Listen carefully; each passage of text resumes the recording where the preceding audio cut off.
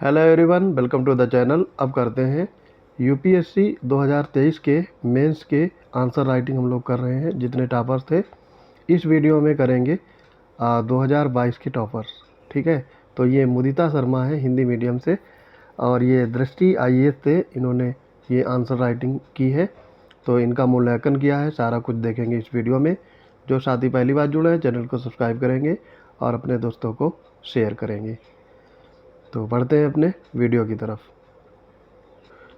पहला क्वेश्चन है, नैतिकता को परिभाषित कीजिए और उपयुक्त उदाहरणों के साथ इसकी आवश्यकता की व्याख्या कीजिए। 150 शब्द में लिखना है, 10 मार्क्स का ये क्वेश्चन है। मुदिता शर्मा यहाँ पे लिखती हैं, नैतिकता का तात्पर्य उस सामाजिक व्यवस्था से है जो समाज के प्रत्येक सदस्य के लिए निश्चित मूल्यों तथा प्रतिमानों को निर्धारित करती है ताकि सामाजिक रूप से श्रेष्ठ आचरण को सुनिश्चित किया जा सके। तो अच्छा लिखा है, इंट्रोडक्टरी पार्ट इन्होंने। आगे देखते हैं मेन। यहाँ पे इन्होंने ये चार्ट बनाया है। एक मूल्य अमूर्त है, प्रतिमान मूर्त, और आचरण ये व्यवहार, ये इन्होंने इसमें दर्शाया है। वाल्टर लिपमैन की परिभाषा के अनुसार द गुड सोसाइटी के अनुसार वही समाज श्रेष्ठ है जिसमें अनुशासन पूर्वक सभी सदस्य सामाजिक नियमों का पालन करें, अतः नैतिकता की आवश्यकता है। फिर इन्होंने इसको दिखाया है 3 पार्ट में, समाज के अस्तित्व के लिए, समाज के संचालन के लिए और सामाजिक व्यवस्था के लिए। तो ठीक लिखा है, राइटिंग भी इनकी अच्छी है। आगे है समाज के अस्तित्व के लिए, ये हेडिंग डालकर लिखती हैं, थॉमस हॉब्स के अनुसार प्रत्येक व्यक्ति मूलतः स्वार्थी तथा वासनापूर्ण है, अतः समाज बना रहे इसके लिए आवश्यक है कि सभी के लिए कुछ नैतिक मानदंड हों। दूसरे पॉइंट में लिखती हैं, संचालन के लिए, समाज का जो संचालन है उसके लिए नैतिकता बाहरी दबाव तथा प्रेरणा के रूप में प्रत्येक व्यक्ति को दिशा निर्देश देती है। तो ये पॉइंट भी इन्होंने सटीक लिखा एकदम से। समाज की व्याख्या के लिए, सामान्य रूप से समाज में प्रत्येक व्यक्ति सक्रिय होकर तर्कशीलता से नहीं सोचता, अतः उसकी हेरिस्टिक प्रोसेसिंग में सही आगतों का निर्धारण हो सके। आगे लिखती हैं, नैतिकता विहीन समाज एक उच्छृंखल समाज होगा। जैसे वर्तमान में हम अफ़गानिस्तान में तालिबानी शासन में देख रहे हैं, जो वर्तमान मानवीय प्रगतिशील मूल्यों के अनुरूप नहीं है। यहाँ पे जो एग्जामिनर है कॉपी चेक किया है, उसमें लिखा है निष्कर्ष संतुलित, सकारात्मक और सुझावात्मक होना चाहिए, जो कि यहाँ पे किसकी कमी है। और इनको 10 मार्क्स में से 3.5 मार्क्स मिले हैं। अगला क्वेश्चन है, मूल्यों से आप क्या समझते हैं? मूल्यों को विकसित करने में परिवार की भूमिका पर प्रकाश डालिए। मुदिता शर्मा यहाँ पे वर्णन करती हैं इंट्रोडक्टरी पार्ट में, मूल्य वे नैतिक आदर्श हैं जिसकी यथासंभव प्राप्ति का सभी सामाजिक सदस्यों को प्रयास करना चाहिए। क्योंकि मूल्य अधिकांशतः अर्जित किए जा सकते हैं, अतः इनके निर्माण में बाहरी संस्थाओं की महत्वपूर्ण भूमिका होती है। फिर आगे ये लिखती हैं, इसके 3 पार्ट किए हैं, समाज, शिक्षण संस्था और परिवार। तो ये प्रस्तुतिकरण इन्होंने अच्छा लिखा है। सामाजिककरण की प्रक्रिया ये समाज के अंदर कद आती है, शिक्षा संस्था में सक्रिय अभिगम और परिवार में प्रत्यक्ष और अप्रत्यक्ष आते हैं। परिवार की भूमिका क्या है ये लिखती हैं, परिवार प्रथम वातावरण जिससे सामना होता है, अतः सर्वाधिक प्रभाव आरंभिक उम्र से है और सोशल कंडीशनिंग के माध्यम से मूल्यों का समावेश किया जा सकता है। और फिर है पावलोनियन अधिगम, ये शास्त्रीय अधिगम और तथा उद्दीपन के माध्यम से।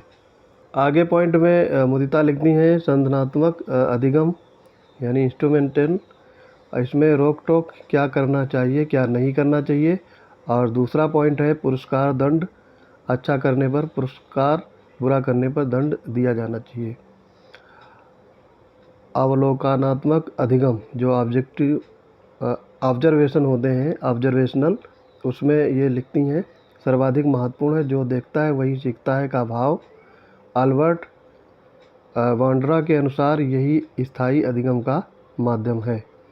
इस पे इन्होंने उदाहरण नहीं दिया है, तो उदाहरण भी देने का प्रयास करें। आगे इसमें है, इन्होंने लिखा है, पारिवारिक मूल्य व्यक्ति के सर्वाधिक स्थायी होते हैं, स्थायी मूल्य होते हैं क्योंकि लंबे समय तक उनका आचरण भी सुनिश्चित किया जाता है। अतः अनिवार्यता उन मूल्यों में प्रगतिशीलता होनी चाहिए। जैसे जैसे परिवार में शांति का मूल्य सामाजिक तथा व्यापार की दृष्टि से महत्वपूर्ण होता है। तो यहाँ पे निष्कर्ष अच्छा लिखा है इन्होंने, प्रभावी है। यहाँ पे 3 मार्क्स इनको दिए गए हैं। अगले क्वेश्चंस की तरफ बढ़ेंगे। क्वेश्चन नंबर 2 है, उसका पहला पार्ट है, एक नेता वही है जो सही रास्ता जानता है, सही रास्ते पर चलना है और सबको सही रास्ता दिखाता है। तो इसको लिखना है। मुदिता लिखती हैं, नेतृत्व क्षमता के 3 गुण सबसे महत्वपूर्ण हैं। सही रास्ता जानना यानी ज्ञान से है, सही रास्ते पर चलने का यानी साहस करना, और सबको वही रास्ता दिखाना यानी भागीदारी।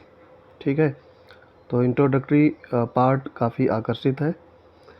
फिर यहाँ पे लिखा है, स्वयं मानक शाह ने एक भाषण के दौरान कहा कि संसाधनों की कमी इसलिए है क्योंकि नेतृत्व की कमी है। नेता सिर्फ राजनीति में ही नहीं होता, वह जीवन के प्रत्येक क्षेत्र के लिए अनिवार्य गुण है, क्योंकि नेतृत्व वाला व्यक्ति समाज को सही रास्ता दिखा सकता है। आगे इन्होंने लिखा है, इस गुण को हम पूर्व प्रधानमंत्री श्री लाल बहादुर शास्त्री के उदाहरण के माध्यम से समझ सकते हैं। इन्होंने केस स्टडी किया है। इसमें लिखती हैं, 1965-66 के अकाल के दौरान भारतीय खाद्य असुरक्षा की स्थिति के बावजूद अमेरिका द्वारा अन्न का मना करने पर शास्त्री जी ने समाधान निकाला था। समाधान में सही रास्ता क्या निकाला था, ये लिखती हैं, कृषि के क्षेत्र में आत्मनिर्भरता हो, स्वयं सही रास्ते पर चलना, प्रधानमंत्री आवास में सपत्नीक खेती चालू की तथा सप्ताह में एक दिन व्रत का पालन शुरू किया गया। सही रास्ता दिखाना क्या है, जय जवान जय किसान का नारा देकर देश को आह्वान किया था। वस्तुतः इन तीनों गुणों के होने के लिए आवश्यक है कि अभिव्यक्ति एवं आचरण में सुसंगतता हो और अभिव्यक्तियों में स्पष्टता हो। तो ये पहले वाले दोनों क्वेश्चन से काफ़ी अच्छा इन्होंने इंटरप्रेट किया है। आगे यहाँ पे देखो दिया है, A1 A2 A3 अनिवार्यता सुसंगतता अनिवार्यता पालन। ठीक, बी में ये है अभिवृत्ति, ए में अभिवृत्ति है और बी में उसका आचरण, ये इन्होंने यहाँ पे मेंशन किया है। तो यहाँ पे देखो जो है इनको मार्क्स मिले हैं वो 2.5 मिले हैं, यानी 2.5 मिले हैं आउट ऑफ 10 में, तो काफ़ी कम मार्क्स है। इन्होंने जो लेखनी लिखी है वो पॉइंट वाइज नहीं है, सिर्फ और लिखने का तरीका तो सही है लेकिन कम वर्ड्स इन्होंने लिखे हैं। 150 वर्ड से ये कम है मैटर। अगला क्वेश्चन है 2 का बी पार्ट है ये, भारत में विभिन्न तत्वों पर चर्चा कीजिए जो भ्रष्टाचार और पद के दुरुपयोग को बढ़ाते हैं। तो यहाँ पे करप्शन परसेप्शन इंडेक्स में भारत की हालिया रैंक यहाँ लिखा है, यहाँ पे रैंक बतानी है कौन सी रैंक थी उस समय। भारत में व्याप्त भ्रष्टाचार को पुष्ट करती है, पद का दुरुपयोग तृणमूल स्तर से लेकर सर्वोच्च प्रशासकीय स्तर तक किसी न किसी रूप में दृष्टिगोचर होता है। यहाँ पे रैंक अगर लिखती तो काफ़ी अच्छा रहता। ये इंट्रोडक्टरी पार्ट आकर्षक लग रहा है। भ्रष्टाचार में बढ़ावा देने के वाले तत्व कौन कौन से हैं, ये लिखती हैं, सामाजिक नागरिक समाज और प्रशासन। नागरिक समाज में आता है सोशल सेक्शन, इसमें सामाजिक सहमति, कार्य शीघ्रता से हो, वित्तीय लाभ की आकांक्षा, सामाजिक रूप से बहिष्कार नहीं, और विशेष विसल लोअर व्यवस्था का अभाव। प्रशासन में है लाल फीताशाही, प्रशासन नेता गठबंधन, लाभ का लालच, भय का डर, और वित्तीय लाभ, भ्रष्टाचार निरोधक संस्थाओं में भ्रष्टाचार। तो इनको अलग अलग ये लिख सकती थी पॉइंट वाइज बना करके, तो जिससे कि ये मैटर काफ़ी अट्रैक्टिव होता और इफ़ेक्टिव होता। आगे इन्होंने लिखा है पद का दुरुपयोग। नागरिक समाज व्यक्तित्व लाभ के लिए तंत्र से लाभ सुनिश्चित करता है, और प्रशासन क्या है, भाई भतीजावाद, और संसाधनों का डायवर्जन सुनिश्चित, लोक सेवा में व्यक्तिगत सत्ता समझना, और सामाजिक प्रतिष्ठा होगी और सत्ता में पहुंच बनने के संपर्क स्थापित होंगे। आगे कंक्लूजन में ये लिखती हैं, भारतीय समाज व्यवस्था में भ्रष्टाचार तथा पद के दुरुपयोग को रोकने के लिए सोशल अकाउंटिंग और आंतरिक प्रशिक्षण के माध्यम से सहभागिता मूलक व कल्याणप्रद लोकतंत्र सुनिश्चित किया जा सकता है।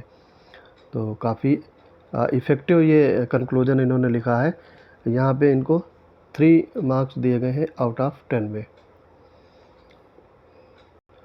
5वां क्वेश्चन देखेंगे इसमें, यानी 3A है ये। हर क्वेश्चन में 2 पार्ट हैं। सिविल सेवाओं के मूलभूत मूल्यों की विवेचना कीजिए। Discuss the foundational values of civil services. तो मुदिता लिखती हैं, सिविल सेवा भारतीय प्रशासन का वो स्थायी चेहरा है जो दैनंदिन कार्यों में दैनंदिन मतलब दैनिक कार्यों में नागरिकों से प्रत्यक्ष और संपर्क स्थापित करता है तथा सरकार का प्रतिनिधित्व करता है। अतः आवश्यक है कि ये व्यवस्था आयुक्त मूल्यों पे धारण करे। तो ये ठीक लिखा है इन्होंने।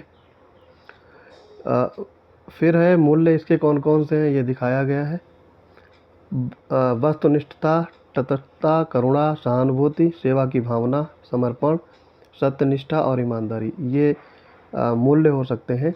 तो प्रस्तुतिकरण यह अच्छा लिखा है। इंट्रोडक्टरी पार्ट यहाँ पे काफ़ी ठीक लिखा है इस क्वेश्चन में।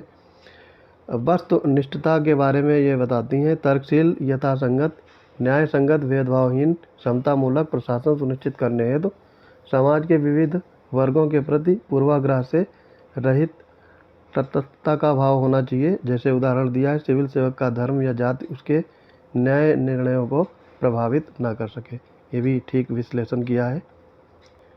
करुणा वाले पॉइंट पे लिखते हैं ये, संवेदनशील, सहभागिता मूलक, समावेशी, लोकतांत्रिक मूल्यों की संविधान के अनुरूप स्थापना, समाज के वंचित वर्गों के प्रति LGBTQ, अल्पसंख्यक, महिला, वृद्ध और सहानुभूति का भाव ये होना चाहिए। और फिर उसके बाद में सेवा की भावना होनी चाहिए। सुकरात कर्तव्य के लिए कर्तव्य लोक सेवा साधन नहीं बल्कि साधन हो, अर्थात सेवा ही जीवन की लक्ष्य हो, ना कि लोक सेवा के माध्यम से स्वहित की भावना हो। तो ये भी अच्छा लिखा है इन्होंने और सुकरात के स्टेटमेंट को पॉइंट आउट किया है। सत्यनिष्ठा यहाँ पे है, मूल्य और आचरण में संगति बनाए रखना और संसाधनों का समुचित उपयोग सुनिश्चित करना। वितरण मूलक लोकतंत्र, इगैलिटेशन, जॉन रॉल्स ये बताते हैं। और लास्ट में ये लिखती हैं, महात्मा गांधी के अंत्योदय की अवधारणा के साकार होने के लिए सिविल सेवा का मूल्ययुक्त होना आवश्यक है। तो ये भी इफ़ेक्टिव लिखा है। 4 मार्क्स मिलेंगे आउट ऑफ 10 में। ये काफ़ी चेक की गई है, तो यहाँ पे एग्जामिनर ने इनको दिया है। अगला है क्वेश्चन, प्लेटो द्वारा प्रस्तावित आधारभूत मूल्य क्या हैं जिन्हें एक सिविल सेवक द्वारा शामिल किया जाना चाहिए। संदर्भित कीजिए। मुदिता जी लिखती हैं, सुकरात, प्लेटो और अरस्तु ने शासन के संचालन के संबंध में महत्वपूर्ण मूल्यों की विवेचना की है। प्लेटो के अनुसार यहाँ पे इन्होंने दर्शाया है मूल्य के 3 होते हैं, पॉइंट, ज्ञान, साहस, संयम, और फिर मूल्य से सद्गुण आता है। ज्ञान क्या है ये इन्होंने लिखा है, अपने क्षेत्र के संदर्भ में विशेषज्ञता, सिविल सेवक को संवैधानिक प्रावधानों, मूल्यों, सरकारी नीतियों, कानूनों, नियमों और विनियमों का उचित ज्ञान एक वस्तुनिष्ठ, तटस्थ तथा निष्पक्ष शासन सुनिश्चित करेगा, ये ज्ञान है। और उसके बारे में आपका साहस क्या करेगा, ये लिखती हैं, साहस से तात्पर्य है भय के प्रति दृढ़ता, सिविल सेवा में ऊपरी दबाव तथा गलत आचरण के प्रति दृढ़ता से टिके रहने के लिए आवश्यक है। उदाहरण देती हैं, तमिलनाडु सेशन ने चुनाव आयोग की निष्पक्षता को साहस के माध्यम से सुनिश्चित किया था। ठीक है, TN सेशन ने, सॉरी तमिलनाडु नहीं यहाँ पे होगा, TN सेशन एक चुनाव आयुक्त थे, उन्होंने निष्पक्षता से साहस के माध्यम से सुनिश्चित किया था। तो ये विश्लेषण भी इन्होंने अच्छा लिखा है। संयम क्या होना चाहिए, मुदिता लिखती हैं, लालच के प्रति आकर्षण की अपेक्षा संयम के मूल्य को प्रोत्साहित या प्रोत्साहन सभी सरकारी संसाधन सिविल सेवकों के अंतर्गत होते हैं। यदि संयम नहीं होगा तो संसाधनों का व्यक्तिगत लाभ के लिए दोहन हो जाएगा। काफ़ी अट्रैक्टिव इन्होंने लिखा है इसके बारे में।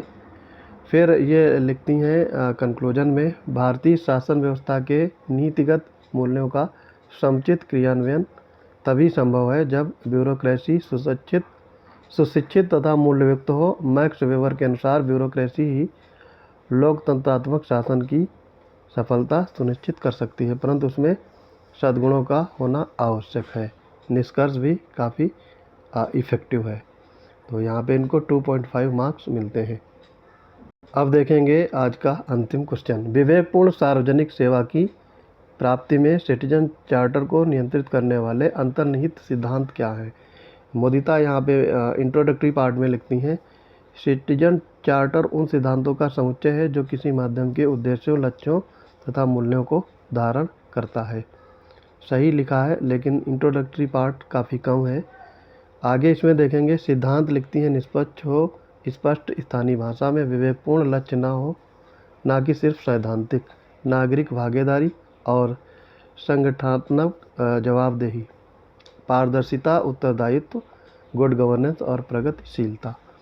तो ये पॉइंट काफ़ी अच्छे इन्होंने बताए हैं और इन सभी पॉइंटों को विस्तार में हेडिंग डाल के बताने की ज़रूरत है, क्योंकि तभी आपका 150 वर्ड्स होंगे और आपके ज्ञान का भी एग्जामिनर सही से था लगा सकता है। और फिर कंक्लूजन में ये लिखती हैं, सिटीजन चार्टर उत्तरदायी लोकतंत्र का भविष्य है। तो ये काफ़ी कम लिखा है इन्होंने, तो यहाँ पे इनको 1.5 मार्क्स मिले हैं आउट ऑफ 10 में। ठीक है, अब इनका ओवरऑल रिव्यू देखते हैं, इन्होंने क्या इसमें इनकी क्या कमियां रही हैं उस पर चर्चा करेंगे। इनके आंसर राइटिंग में क्या क्या इम्प्रूवमेंट करने की ज़रूरत है ये देखते हैं। तो यहाँ पे लिखा है, संदर्भ दक्षता प्रभावी है, कुछ प्रश्नों में एकाध आयाम छूटे हैं तथा प्रश्न 2A को व्यवस्थित एवं क्रमबद्ध रूप से लिखने का अभ्यास करें। परिचय दक्षता अच्छी है, यानी इंट्रोडक्टरी पार्ट इन्होंने काफ़ी अच्छा लिखा है सारे प्रश्नों में। विषय वस्तु दक्षता ठीक है। प्रश्न 3B और 5B में अवधारणात्मक गलतियां हैं, इन पर ध्यान दीजिए। प्रश्न 4A को विस्तार से बताएं, जो अभी हम लोग कर रहे थे। भाषा प्रवाह अच्छा है। निष्कर्ष प्रभावी है, केस स्टडी वाले उत्तर में भी निष्कर्ष लिखने का प्रयास करें। प्रस्तुति दक्षता शानदार है, समग्रता आपका प्रयास सराहनीय है, ये इनको लिखा गया है। तो इसमें कुछ इम्प्रूवमेंट करने की ज़रूरत है, ज़्यादा इसमें ऐसा कुछ बताया नहीं गया है। और 150 वर्ड्स लिखने का प्रयास करने को बोला गया है। तो आई होप ये वीडियो आपको अच्छा लगा होगा।